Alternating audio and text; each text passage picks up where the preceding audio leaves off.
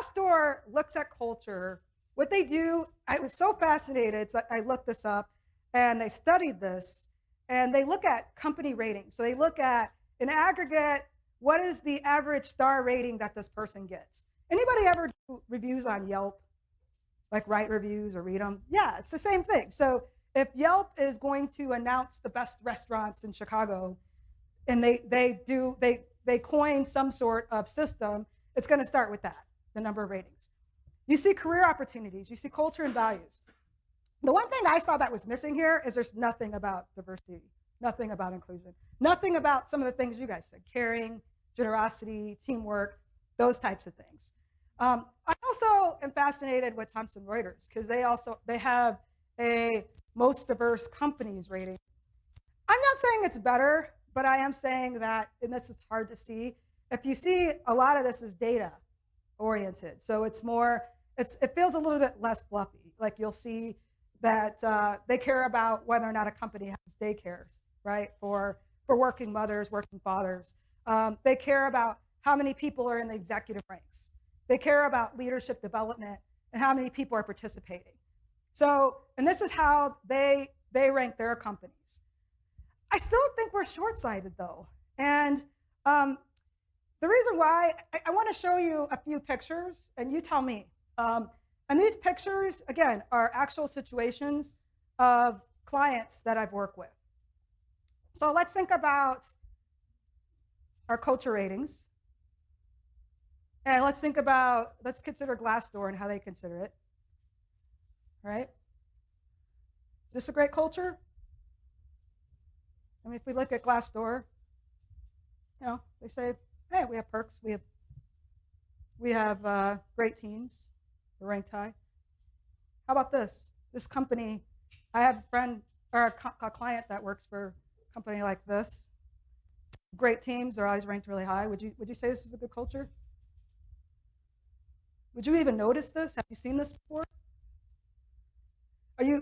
Are we aware enough to see these things? How about this? Is this good culture?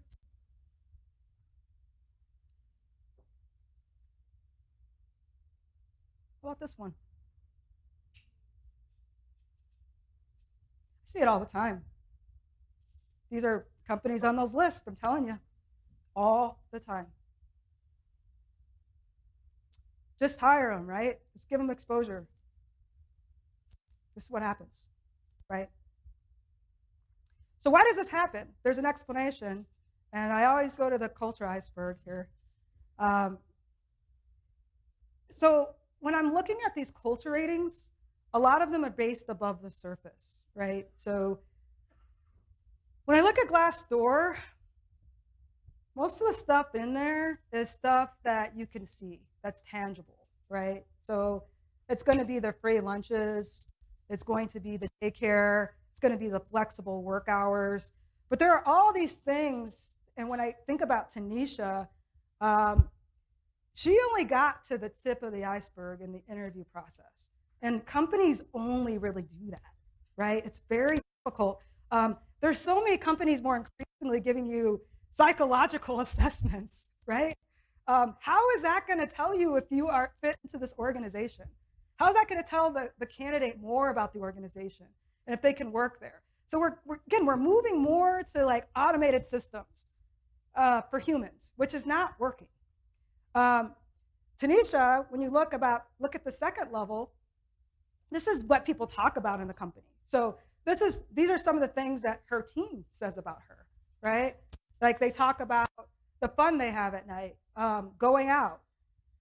And then the stuff at the bottom this is how things really get done. And we don't even talk about these things. So what are these things? Well, to give you some examples, so at the top, I think we have that established. These are the things you can see. In the middle, these are the work attitudes. So these are basically strategies, visions, goals. You see all the companies are like, we have big goals this year, right? But what do employees really think about it? Are they bought in on it? You don't really know until you get inside, right? Like you see all this stuff and then you might get inside and employees are like, actually, I'm not really that on board with those. And sometimes to be fair, employees are really excited about it. But then at the bottom, and this is where Tanisha was struggling, this is how things really get done, right? How do things really get done in her company? Well, the way things really get done is everything goes through the president. That's what we learned. Everything has to go through the president and the CEO of the company. And if the president or CEO makes a decision, you do it. That's an unwritten rule that Tanisha did not understand. And she wasn't going to understand through her process. No one told her. I don't even know if they're aware, right? I don't even know if they're aware that what the president says goes, very command and control.